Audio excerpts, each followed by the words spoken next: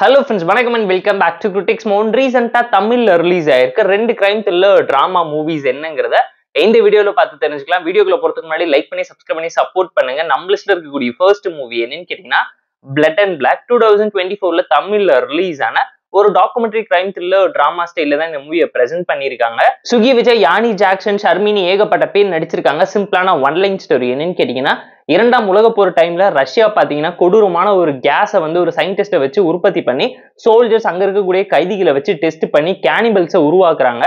இது தெரிஞ்சுக்கிட்டு சயின்டிஸ்ட நாடு கடத்தி பேன் பண்ணி அந்த ரிசர்ச்சையை தடுத்து நிறுத்தினாலும் 3 தலைமுறை கழிச்சு அவரோட பேர பையன் ஜாக்சன் பாத்தீங்கன்னா திரும்ப அதே கேஸை வச்சு பண்ணக்கூடிய சம்பவம் என்ன, அவங்களுக்கு என்ன ஆச்சு, அவங்க எப்படி தப்பிச்சாங்கிற ட்ராஜடி டிராமாவை தான் இங்க படமாக்கி காமிச்சிருக்காங்க. ஒரு கிரைம் த்ரில்லர் டிராமா தான். டாக்குமெண்ட்ரி டிராமா ஸ்டைல ரொம்ப ஜவ்வா போட்டு இழுத்து இருக்காங்க. ஸ்லோபன் த்ரில்லர் டிராமா தான். ஸ்டோரி இன்ட்ரெஸ்டிங்கா என்கேஜிங்கா ப்ராப்பரா இருந்துச்சு. ஸ்கிரீன் பேனேஷன் எக்ஸிகியூஷன்ல பயங்கரமா சொதப்பிட்டாங்க. படம் 1.5 மணி நேரத்துக்குள்ள இருந்தாலும் 1 மணி நேரத்துக்குள்ள ட்ரிம் ஆஃப் பண்ற அளவுக்கு தான் படத்துல கண்டென்ட்டும் ஸ்டப்ஸும் ஒழிச்சு வச்சிருக்காங்க. ட்விஸ்ட் அண்ட் டர்ன்ஸ் எல்லாமே ப்ராப்பரா நீட்டா இருந்தாலும் கிளைமேக்ஸ் அந்த அளவுக்கு சாட்டிஸ்ஃபைங்கா என்கேஜிங்கா இல்லாம போயிடுச்சு. எமோஷனலா படம் பல இடத்துல அடி வாங்கியிருக்கு. ரொமான்ஸ் காமெடியுமே ஃபர்ஸ்ட் ஹாஃப்ல ஒரு சில சீக்வன்ஸ்ல சுகி விஜய்க்கும் ஹீரோயினுக்கு நடுவில் நடக்கக்கூடிய போர்ஷன்ஸ் அட்ராக்டிவா இல்ல, ரொம்ப சிம்பிளாவும் டேக் இட் ஈஸியாவும் தான் இருந்துச்சு.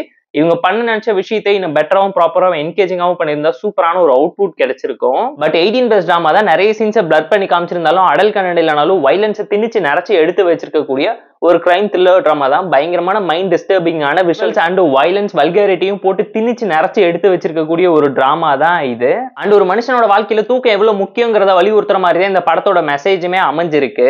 தமிழ் சினிமால ப்ரூட்டனான ஒரு கிரைம் த்ரில்லர் டிராமா பார்க்கணும்னு ஆசைப்படுறவங்க டைம் பாஸ்க்காக போர் அடிச்சா வேணா பார்த்து என்ஜாய் பண்ணுங்க.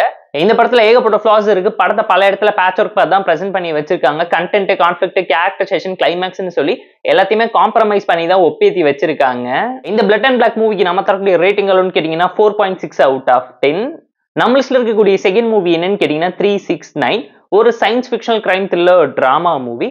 பாக்கியராஜ் தான் நடுவில் எடுத்து நடிச்சிருக்காரு. 80 மினிட்ஸ்க்குள்ள 1.5 மணி நேரத்துக்குள்ள ஒரு படத்தை சிங்கிள் டேக்ல எடுத்து பிரசென்ட் பண்ணி வேர்ல்ட் ரெக்கார்டை கிரியேட் பண்ணியிருக்காங்க. அவார்ட் வின்னிங்காக ஒரு படம் பண்ணி தான் சொதப்பி வச்சிருக்காங்க.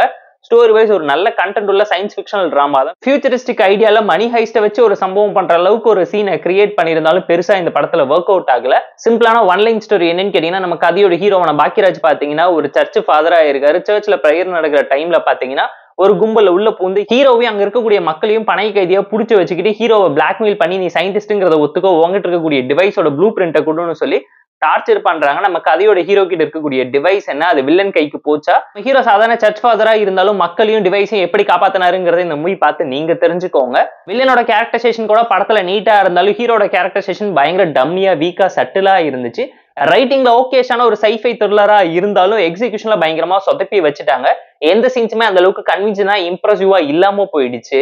அண்ட் படத்தோட விஎஃப்எக்ஸ், ஜோக்ஸ் எல்லாத்தையும் இன்னும் பெட்டரா ப்ராப்பரா ஹேண்டில் பண்ணி தான் என்கேஜிங்கான ஒரு அவுட்புட்டை இவங்க சூப்பராகவே பிரசென்ட் பண்ணிருக்க முடியும். ஏன்னா வேண்டா விருப்ப பிள்ளை பத்து காண்டா முருகன் பேர் வச்ச கணக்கா வேர்ல்ட் ரெக்கார்டு பண்ணணுங்கிறதுக்காகவே மணி ஹைஸ் லெவலுக்கு படம் பண்றேன்னு சொல்லி தமிழ் சினிமால எக்ஸ்பெரிமெண்டல் பண்ணி சொதப்பி வச்சிருக்காங்க இந்த படத்தை.